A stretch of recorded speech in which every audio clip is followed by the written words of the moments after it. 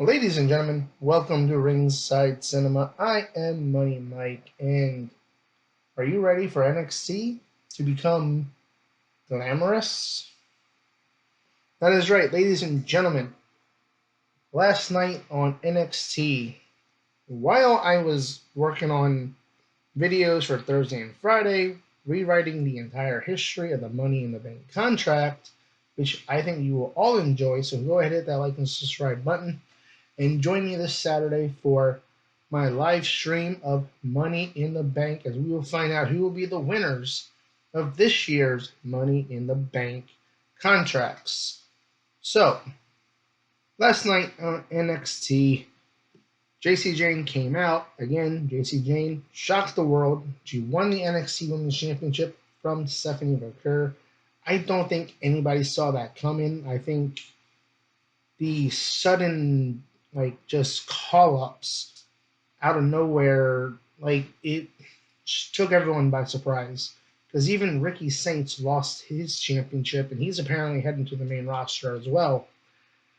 And so now JC Jane is out there with the rest of Fatal Attraction, and the rest of the women's roster comes out and they have big brawl. Then the lights go out, and then Mariah May, as she's up in this riser above the arena, and she cuts a promo talking about how she's going to come after the NXT Women's Championship, but they don't mention her name. They kind of did the same thing with Ricky Saints, where Ricky came out in the crowd, and the fans chanted Ricky, Ricky, but the commentary didn't mention his name. They didn't give him a name. They were still working on a name.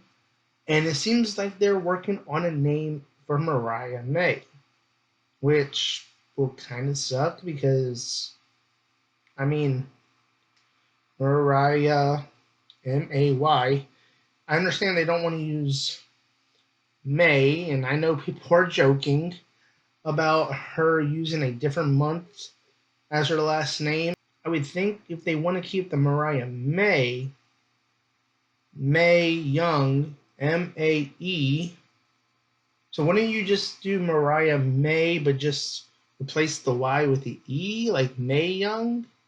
Wouldn't that be the easiest thing to do, or is WWE overthinking this here? But yeah, they did the whole thing where the commentary didn't acknowledge her, or they did, but they didn't actually say her name. And yeah, I guess she's not Joe Hendry, so to speak. She doesn't appear when you say her name, but I'm intrigued here because they just called up Stephanie and Jordan, Julia, Roxanne. They also released some talent, unfortunately, that were down in NXT. So there were some potential opponents for Mariah May right there for her to bring her in for a way for fans who maybe have not watched AEW and don't know Mariah May and her history and haven't, it's one of the things where it's like, you could have had her face off against anyone, like Shotzi, you got Gigi, you have, they were both released, but it was like, you could have kept them around and at least had them put over Mariah and use them as a way to show off Mariah to the fans who may not be familiar with her. But again, they just like to release people nowadays. So yeah. So all the competition for Mariah May is released or they're on Raw and SmackDown now. At least that is the rumor with Jordan Grace. We know Roxanne, Julia, Stephanie are on the main roster and are in the Money in the Bank women's Money in the Bank match on Saturday. So, is she going to be hot shotted to the NXT Women's Championship on in NXT? I imagine I mean, like I literally was gonna make a video talking about Mariah going to WWE, but I was saving that for next week because I was thinking, oh, they'll save her debut for Evolution. She's gonna go straight to the main roster. I didn't think that she would go to NXT, but I thought maybe if she went to NXT, that they would have her debut at NXT Great American Bash, which coincidentally is going up against AEW All In.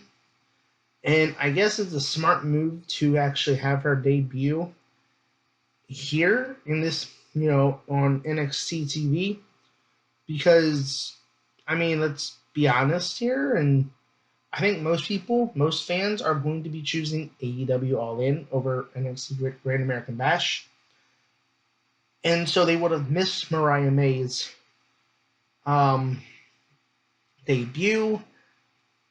And could it be one of those things where they're like, hey, let's have Mariah May win the NXT Championship as AEW All In is happening? Like, yeah, this whole thing with WWE trying to counter AEW is getting quite ridiculous. And you have to wonder, too, like, is she going to be down there long term? Is she going to be down there more on a short term deal like we saw with Stephanie, Julia, and Jordan? Um, where she's going to get a run with the championship, and then maybe she comes up after SummerSlam to the main roster. So I think it's going to be interesting to see kind of what they do with her down in NXT. As I said, it's one of those things where they just, like all the women that I think a lot of people would say they would have liked seeing her face are gone. They're on the main roster. They got released.